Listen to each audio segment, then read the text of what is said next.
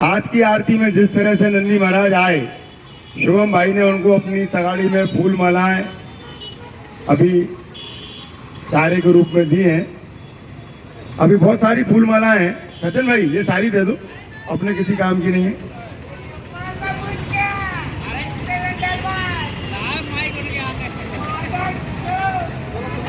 गाय को माता कहते क्यों हैं और ये माता कहा किसने गाय को? भारत के ऋषि मुनियों ने जैसे माँ दुनिया की बताया, दूध है उसका अमृत हम सबको ये समझाया। गोबर में बसी है माया, गौमूत्र को दवा बताया। गौ माता की महिमा को अपने ग्रंथों में लिखवाया। माँ कहा जिसको उसकी, माँ कहा जिसको उसकी दुख भरी कहानी। गाय कहानी सुनो नंदी की कहानी, गाय कहानी सुनो गौवंश की कहानी। सुन लो भारतवासी अपना गाय बैल से नाता। बैल कभी मुखिया था घर का, गाय लक्ष्मी माता। हम सब की आंखों के तारे थे गाय बैल हमारे।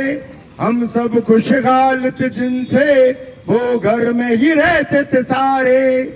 गाय दूध देती थी, बैलों से खेती होती थी। माँ बेटों की ये जोड़ी हर सुख हमको देती थी। जो शान थे हमारी,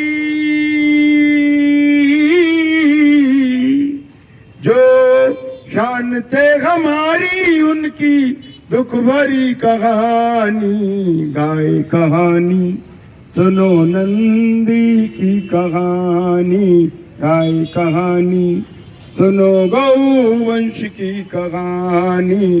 सुन लो भारतवासी अपना गाय बैल से नाता। बैल कभी मुखिया था घर का, गाय लक्ष्मी माता। हमारे भारत में गाय को माँ कहा गया, बैल को मुखिया माना जाता था। और नंदी महाराज तो साक्षात भगवान शंकर के सामने विराजमान होकर हमेशा उनकी सेवा में रहे। और ये कहा जाता है, माना जाता है कि नंदी बाबा के कान में यदि हमारी कुछ मांग है, हमारा कुछ सपना है, अगर हम उनके कान में कह दें तो भगवान शंकर उस मांग तक हमारी बात जिस तरह से पहुंचा लेते हैं नंदी बाबा के माध्यम से, और हमारी मांग पूरी भी होती है। ऐसा कहा जाता है, सदियों से इस बात को हम मानते हैं। लेकिन आज उसी नंदी की दुर्गति देखकर क्या भगवान शंकर खुश होते होंगे? जिस गाय को हम अपनी माता कहते हैं, जिसे हम श्री कृष्ण से जोड़ते हैं, क्या उनकी गाय आज मारी मारी फिर रही है तो भगवान श्री कृष्ण खुश होते होंगे? ये एक सवाल है और इस सवाल का जवाब हमें ही खोजना है। यदि हम लोग मिलकर गाय गोवंश बचाने की दिशा में काम करें तो हम गाय गोवंश भी बचा लेंगे, स्वयं को भी बचा लेंगे और आने वाली पीढ़ियों को भी हम बचा सकते हैं। मैं चाहूंगा कि भाई सचिन गाय के ऊपर कुछ थोड़ा सा अपने विचार रखें। भाई सचिन।